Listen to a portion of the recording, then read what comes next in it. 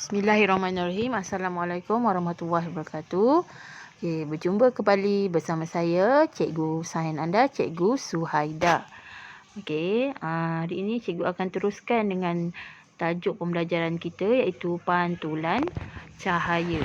Okey, murid-murid sudah bersedia dengan buku teks dan alat tulis.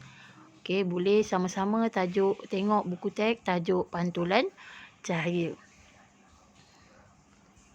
Okey, kita teruskan Okey, dalam buku teks ada menunjukkan gambar rajah pantulan. Bagaimana pantulan cahaya ini boleh berlaku dalam kehidupan kita seharian. Bagaimana pantulan cahaya ini boleh berlaku dalam kehidupan kita seharian. Okey, ini adalah contoh gambar yang menunjukkan pantulan cahaya.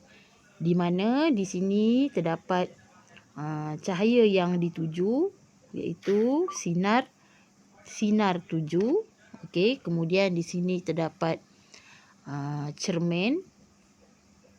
Okey, cermin. Kemudian pantulan cahaya yang dipantulkan. Okey, di sini. Okey, jadi sini adalah sinar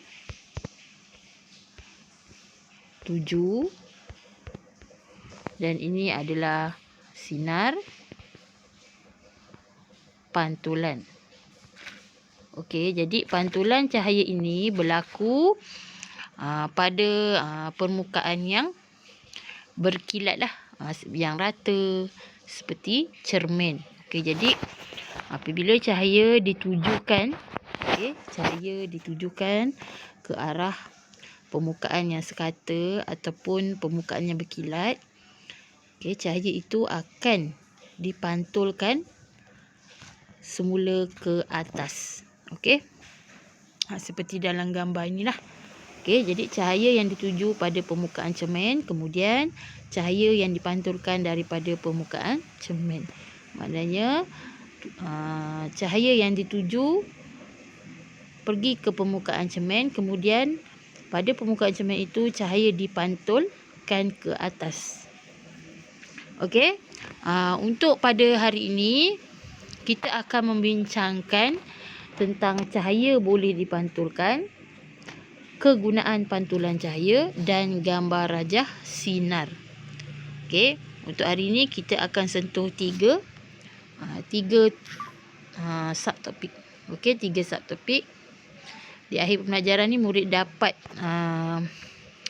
menyatakan apa itu pantulan cahaya, menyatakan kegunaan pantulan cahaya dan melukis gambar rajah sinar pantulan cahaya. Okey, kita teruskan. Okey, ini adalah gambar rajah dalam buku teks. Kita akan baca sama-sama. Pantulan cahaya. Apabila melihat cermin, kita dapat melihat imej. Okey, bila kita melihat cermin, kita dapat melihat cermin. Okey, apabila kita melihat cermin, kita akan dapat melihat imej. Okey, jadi imej kita ni akan terbentuk pada cermin. Okey, fenomena ini dinamakan pantulan cahaya. Perhatikan gambar di bawah.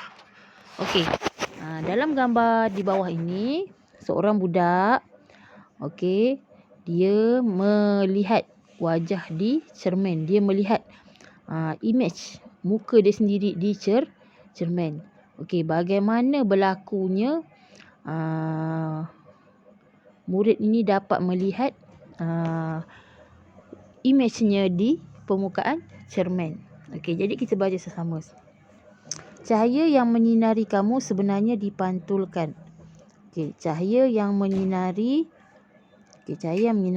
dipantulkan ke arah cermin. Okey, maksud dia di sini ada cahaya, di sini ada cahaya, di sini ada cahaya. Okey, apabila cahaya menyinari budak perempuan ini, okey, kemudian daripada cahaya yang menyinari budak-budak perempuan ini, kemudian cermin itu memantulkan imej ke arah mata kamu. Okey, maksudnya bila cahaya menyinari, jadi budak perempuan ini akan dapat melihat image-nya di dalam cermin. Kemudian dia nampak, kemudian cahaya yang di dalam image yang terbentuk di dalam cermin akan dipantulkan semula ke mata budak perempuan ini. Jadi ini adalah pantulan cahaya. Okey, yang ni, dan cermin itu pula memantulkan image ke arah mata. Okey. Maksudnya apabila cahaya menyinari sesuatu objek ataupun manusia, okey, manusia tersebut akan dapat melihat image-nya daripada kesan sinaran cahaya itu di dalam cermin. Kemudian macam mana dia boleh nampak image-nya? Okey, cahaya itu dipantulkan semula ke arah mata budak perempuan tersebut. Sebab tu dia nampak wajah dia di cermin. Okey, kemudian kita tengok contoh lain. Okey, begitu juga dengan gambar yang pertama, iaitu haiwan Okey. Rusa ni dia nampak wajah dia. Macam mana dia boleh nampak wajah dia? Okey. Cahaya dekat menyinari pada haiwan ini, cahaya yang disinarkan, sinaran cahaya daripada luar ni disinarkan ke arah haiwan tersebut. Okey, jadi haiwan tersebut, cahaya yang menyinari haiwan tersebut akan dipantulkan ke dalam air ni. Okey, jadi image yang terbentuk pada air ini akan dipantulkan semula ke mata haiwan tersebut. Okey, sebab tu dia nampak image-nya di dalam air. Okey.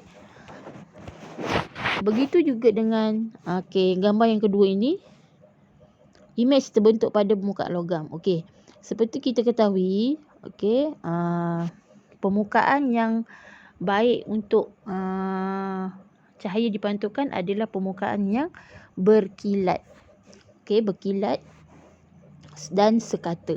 Okey, jadi contoh yang kat sini, air pun, permukaan air dia berkilat, kan, bersinar. Okey, jadi kita nampak. Okey, dalam teko ni, dalam permukaan teko ni logam, kan. Okey, macam mana kita boleh nampak cawan dalam permukaan logam ni? Okey, macam ni Okey, cahaya yang menyinari cawan ni, okey, ni cahaya disinarkan kepada cawan, sinar tu ditujukan kepada cawan, kemudian cahaya dipantulkan semula, sinaran cahaya tu dipantulkan ke permukaan logam ni. Okey, kemudian dan mata kita, okey, ni mata kita. Okey, mata kita ni kat sini. Okey, kemudian cahaya tu dipantulkan ke arah mata kita. Jadi kita boleh nampak cawan ni di kawasan permukaan, pada permukaan logam teko tu. Okey. Sama juga kat sini. Okey, cahaya yang ketiga, eskalator ni. Eskalator ni kita tengok nampak bayang-bayang pada permukaan lantai ni, kan? Kerana apa? Sebab lantai ni dia berkilat. Okey, jadi bila cahaya menyinari eskalator ni, okey, cahaya banyak ni, kan, dekat eskalator ni. Kemudian sinar cahaya ni dituju ke eskalator, dan eskalator itu dipantulkan, cahaya di eskalator itu dipantulkan ke permukaan lantai berjubin ini, dan mata kita kat sini. Okey, mata kita. Okey, kemudian cahaya tu dipantulkan ke arah mata kita. Tu yang kita dapat lihat permukaan eskalator tu pada permukaan lantai berjubin. Sebab lantai tu dia berkilat, kan.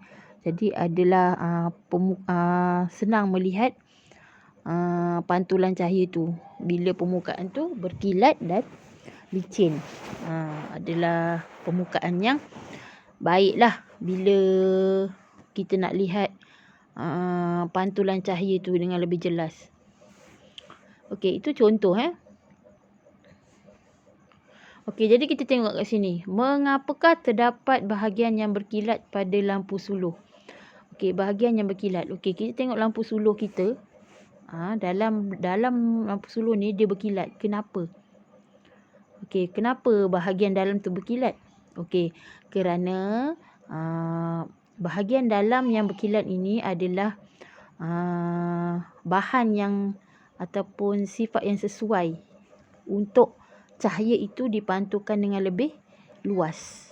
Okey, lebih luas. Maknanya pantulan cahaya yang ada, mentol yang ada dalam lampu suluh ini akan dipantulkan pada permukaan yang berkilat ni, dan cahaya yang dipantulkan itu akan dapat dilihat dengan lebih luas. Jadi itu adalah bahagian yang berkilat, itu adalah ada fungsi dia. Okey, supaya kita dapat melihat lampu tu dengan lebih jauh dan dalam kawasan yang lebih besar. Cahaya, selerakan cahaya dia. Okey, jadi sebab itu dia adalah kalau pantulan cahaya ni, permukaan yang berkilat adalah permukaan yang baik dalam pantulan cahaya. Okey, jadi itu adalah fungsi kenapa bahagian dalam lampu suluh itu berkilat. Okey, kerana memudahkan cahaya itu dipantulkan dengan lebih luas. Okey. Okey. Kemudian kita masuk tajuk yang kedua, subtopik yang kedua, iaitu kegunaan pantulan cahaya. Okey, pantulan cahaya ni sangat-sangat berguna dalam kehidupan kita seharian. Sama ada di rumah, sama ada dari segi kita menjalankan kehidupan seharian, ataupun dari segi perubatan, apa-apa kehendak yang kita lakukan, yang kita inginkan, pantulan cahaya ni membantu kita. Jadi dia ada kegunaannya.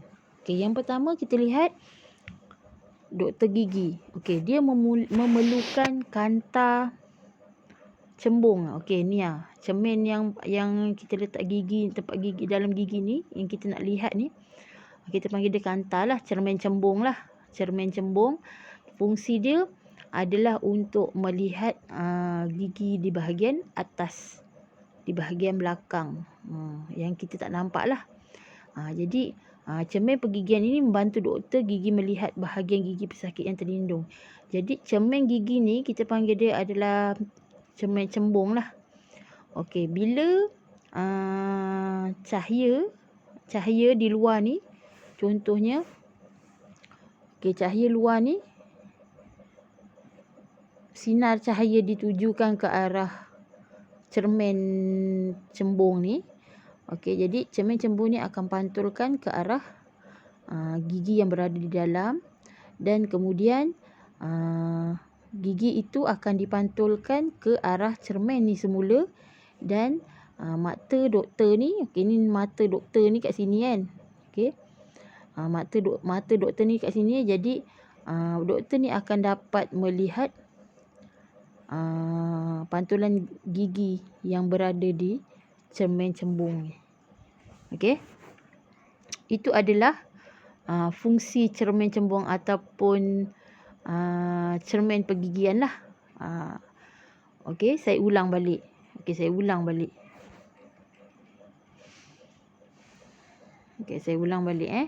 Okey, macam ini. Okey, cahaya yang berada di luar, cahaya sinar tuju yang di luar ni, yang ada kat keliling ni, akan dipantulkan ke arah cermin. Okey, kemudian cermin ini akan memantulkan cahaya ke arah gigi. Okey, jadi gigi ni akan pantulkan balik ke arah cermin. Okey, jadi mata doktor ni akan nampak, okey, gigi yang berada di dalam disebabkan oleh pantulan cahaya. Itu adalah fungsi cermin pergigian ni. Okey, fungsi dia untuk memantulkan cahaya. Atau memantulkan cahaya untuk melihat gigi yang berada di dalam. Okey. Kemudian kita tengok, okey, orang pakai kasut ni kan. Okey, dia nak beli kasut, biasa kita tengok ada cermin-cermin di kedai-kedai kasut kan untuk melihat. Kenapa? Apa fungsi cermin ni? Okey.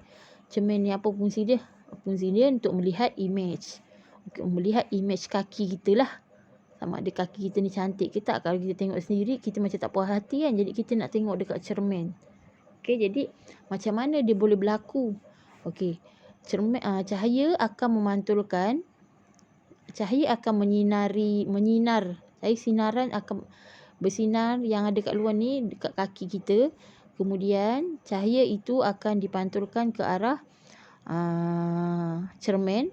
Kemudian cermin itu akan memantulkan cahaya semula ke arah mata kita. Okey, jadi mata kita dapat melihat image yang terbentuk pada cermin. Okey, itu adalah pantulan cahaya. Jadi kita boleh melihat image kasut yang dipakai pada cermin bahagian bawah disebabkan oleh pantulan sinar cahaya tuju dan cahaya pantulan. Okey. Kemudian kita tengok ni pelanggan yang kegunaannya selain daripada kita tengok gigi kita, kita boleh tengok image muka ataupun kaki kita di kedai-kedai kasut, ataupun kita nak beli kasut, kita nak tengok kasut kita, kaki kita boleh tengok dekat cermin. Itu kegunaan pantulan cahaya. Kemudian kita nak gunting rambut, kita nak tengok bahagian belakang. Kan tak nampak kan? Fungsi dia, inilah kegunaan dia. Kegunaan pantulan cahaya. Kalau tak ada pantulan cahaya, kita tak dapat lihat gambar rambut kita yang kita gunting di bahagian belakang. Okey. Cara dia, okey, bila cahaya ni, okey, macam ni. Okey, bila cahaya ni memantulkan, cahaya ditujukan ke arah, cahaya banyak tuju ke arah rambut dia ni. Okey, kemudian rambut ini akan dipantulkan ke arah cermin, tempat yang permukaan berkilat. Kemudian cermin itu akan memantulkan ke arah mata dia ni. Okey, jadi budak ni nampaklah rambut dia di yang kat belakang tu macam mana. Okey, jadi pelanggan kedai gunting rambut boleh melihat image bahagian belakang kepalanya melalui cermin bahagian belakang. Okey. Okey, ini adalah tajuk yang ketiga, iaitu sinar pantulan cahaya. Okey. Macam mana pantulan cahaya ni, sinar dia boleh berlaku? Okey. Ni saya cakap lah yang tadi. Sumber cahaya. Okey, sumber cahaya. Okey, ni daripada sumber cahaya lah. Okey, sumber cahaya kita tahulah daripada cahaya matahari kan. Sumber cahaya lah, cahaya lampu. Okey, sumber cahaya memantulkan ke arah objek. Okey, ke arah objek. Objek tu contohnya apa-apalah, orang ke apa kan. Okey, sumber cahaya ditujukan ke arah objek. Kemudian objek itu akan dipantulkan ke arah cermin. Dan cermin itu akan dipantulkan ke arah mata. Okey, mata kita lah. Okey. Mata kita. Okey, ke arah mata kita. Jadi kita dapat lihat image yang terbentuk. Okey. Ini contoh. Okey, sinar yang ditujukan. Sinar yang ditujukan ke arah objek. Kemudian sinar tersebut akan dipantulkan kepada cermin. Cermin akan memantulkan ke arah mata kita. Okey. Jadi kita dapat lihatlah apa yang terbentuk pada permukaan cermin tu. Okay, jadi sinar pantulan cahaya ni dia berbentuk macam B lah. Okey, ni kita panggil sinar tuju dan ini kita panggil dia sinar pantulan. Okey. Dia beginilah. Okey, saya harap murid faham apa itu sinar pantulan. Okey. Jadi ada berapa saya sentuh?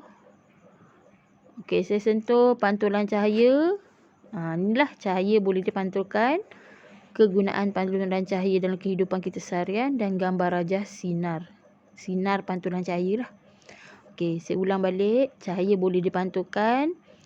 Macam mana cahaya boleh dipantulkan? Saya cakap tadi, bila cahaya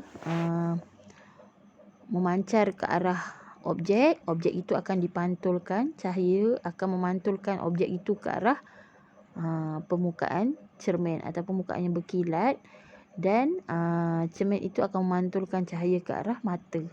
Okey, begitulah. Cahaya yang menyinari kamu sebenarnya dipantulkan ke arah cermin. Okey, maknanya cahaya yang menyinarkan ke arah kita tu akan dipantulkan kepada cermin. Dan cermin itu akan memantulkan image ke arah mata. Begitulah. Sama juga dengan ni. Yang saya cakap tadi.